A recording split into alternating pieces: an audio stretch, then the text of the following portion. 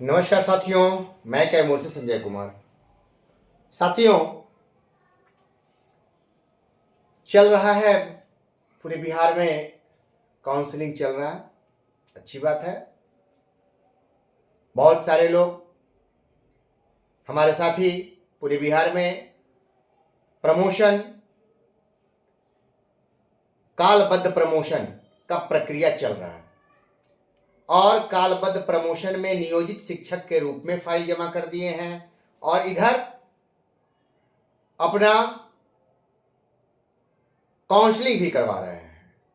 ठीक है, कई जगह इंतजार में हैं कि नियोजित के रूप में प्रमोशन पा जाएं और फिर विशिष्ट भी बन जाएं। कई लोग ऐसी ताक झांक में लगे हुए हैं, ये इंतजार है। तो कोई बात नहीं, आप क्या करते हैं नहीं करते हैं उससे मतलब नहीं है, हम तो चीजों को रखते हैं। अब आप क्या करेंगे नहीं करेंगे सब अभिव्यक्ति की स्वतंत्रता है। हम अपनी बातों को रखने के लिए स्वतंत्र हैं, लेकिन एक गरिमा में, एक प्रतिष्ठा के साथ, एक प्रतिष्ठित व्यक्ति के समान रखना है। अपने गरिमा को कमजोर नहीं करना है। तो आज हमारे 2018 में एक रिटायर हो चुके हैं बुजुर्ग, 67 साल उम्र हो चुकी है और पश्चिमी चंपारण से हैं। रिटायर्ड शिक्षक 2018 में हो चुके हैं। वो अपनी दर्द भरी दास्तां कहने लग गए कि संजय जी, आपका वीडियो हम देखते हैं। आपका वीडियो देखने के बाद बहुत ताकत महसूस होती है कि नहीं, कोई तो इंसान हम लोगों के लिए भी लड़ रहा है। मैं पश्चिमी चंपारण की उस धरती से उस बुजुर्ग गुरुजन को प्रणाम करता हूं। दर्द हुआ मुझे उनकी बात सुनकर। 12 साल सेवा करके वो सेवानिवृत्त हो गए। वो बेचारे कहे कि संजय जी, सेवानिवृत्त हुए, 1 रुपया ना ग्रेच्युटी ना पेंशन, कुछ नहीं। पत्नी भी गुजर गई, बच्चे शादी किए, एक बच्चा पढ़ भी रहा है, कुछ कर नहीं रहा है। आज बच्चों पर आधारित हो गए। इस अवस्था में ना मैं कहीं कंपनी के लायक रह गया हूं, अब अवस्था मेरी समझ रहे हैं, घर से भी कमजोर हूं। तो ये कहने लग गए कि अगर कुछ भी मिल जाता तो आदमी कहता कि नहीं, 12 साल शिक्षक की नौकरी, एक सम्मानित पद पर। वो उनकी दास्तां मैं सुना रहा हूं। कहने लगे, हमारे मुख्यमंत्री, माननीय मुख्यमंत्री जी हैं, ये सांसद रहे, विधायक रहे, सब पेंशन ले रहे हैं। लेकिन बताइए, मैं 12 साल सेवा, अगर किसी प्राइवेट कंपनी में भी 5 साल सेवा किया रहता तो कुछ ग्रेजुटी भी मिल जाती, और 10 साल सेवा करता तो कुछ पेंशन भी मिल जाता। लेकिन यहां एक ऐसी नौकरी कि ना पेंशन ना ग्रेच्युटी, वो लग रहा था कि अब रो देंगे। मुझे ऐसा महसूस, दर्द हो रहा था। कल मैं भी रिटायर हो जाऊंगा, मुझे भी रिटायर होना है। तो मैं अपने नौजवान साथी जो हैं, चाहे वो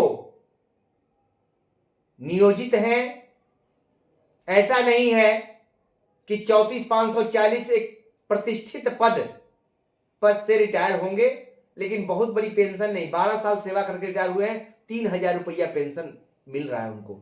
ये क्या है, इतनी लंबी सेवा क्यों? हमारे या सरकार अपने पैसे को निजी कंपनी के हाथ में क्यों? प्रश्न ये उठता है। आप मूल वेतन का 14% सरकार हमको देती है, एक अच्छी खासी राशि हो जाती है। वो 14% एक अच्छी राशि हो गई, तो उसको हम उसमें क्यों डाल रहे हैं? हम भी देते हैं, प्रश्न उठता है। तो ये सब चीजें भैया, ये 12 साल रिटायर बेचारे करके, नौकरी करके रिटायर हुए, ना पेंशन ना ग्रेच्युटी।